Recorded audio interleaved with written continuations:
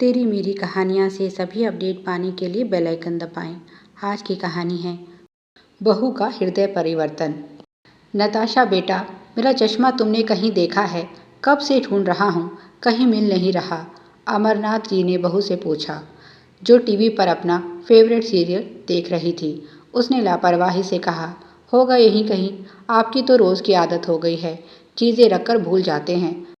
ना तो आपको खुद के समय की कद्र है और ना ही दूसरों के समय की कोई वैल्यू।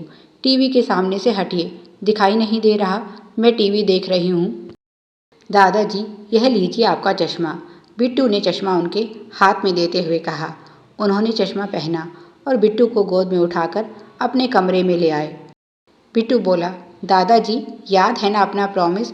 आज आपको मुझे सुपर हीरो वाली कहानी सुनानी है। बिट्टू अपने दादाजी के साथ ही सोता था। दोनों में बहुत अच्छी दोस्ती थी। बहू नताशा उन्हें खास पसंद नहीं करती थी, पर बेटा और पोता उन्हें बहुत चाहते हैं। इसीलिए वह नताशा का बुरा बर्ताव उनकी खातिर नज़रअंदाज कर देते हैं। वैसे नताशा मन की बुरी नहीं है, बस माँ की शिक्षा पर अधिक चलती है।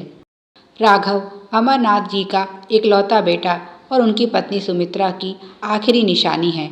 पत्नी से अगाध प्रेम होने के कारण उन्होंने दूसरा विवाह नहीं किया।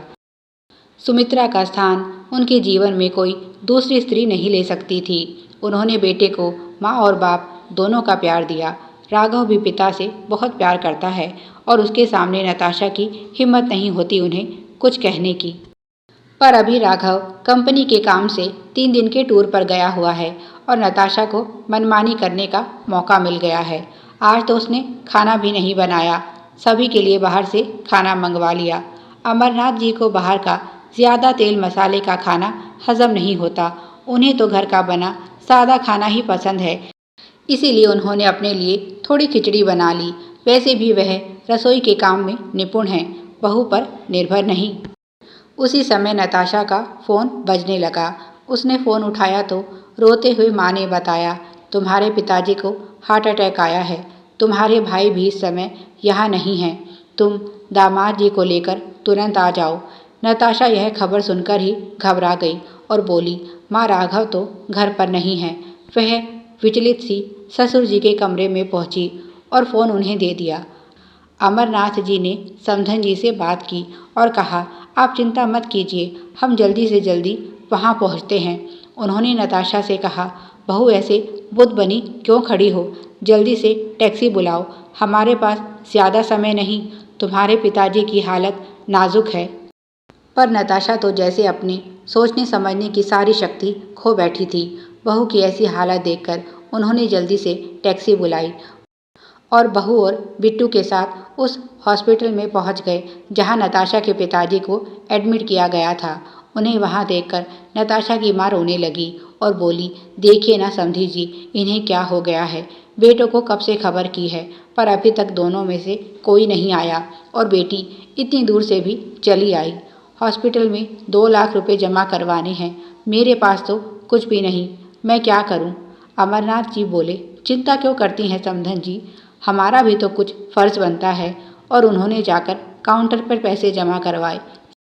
साथ ही साथ हॉस्पिटल वालों पर जोर दिया कि वह नताशा के पिताजी का अच्छे से अच्छा इलाज करें, पर उनके सभी प्रयास व्यर्थ गए और डॉक्टर नताशा के पिताजी को नहीं बचा सके। उन्होंने यह खबर राघव तक भी पहुंचा दी। इस मुश्किल समय में वह नताशा के परिवार के साथ कंधे से कंधा मिलाकर खड़े रहे। नताशा कुछ समय तक वहीं रुक गई और उन्होंने इधर घर और बिट्टू की जिम्मेदारी संभाली। जब नताशा घर लौटी तो घर बिल्कुल वैसा ही था जैसा वह छोड़कर गई थी, पर नताशा बदल चुकी थी। उसने पैर पकड़कर ससुर जी से माफ़ी मांगी और बोली, पिताजी मुझे माफ़ कर दीजिए, मैं आपको समझ नहीं पाई।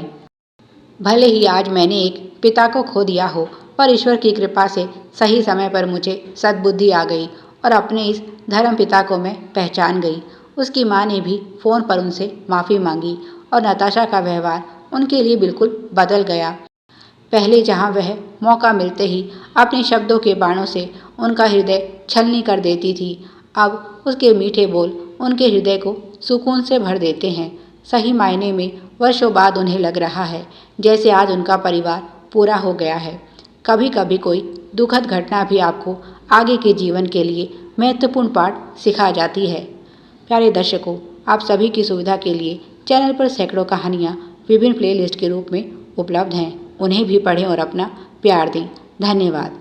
Please like, share and subscribe. Thanks for watching.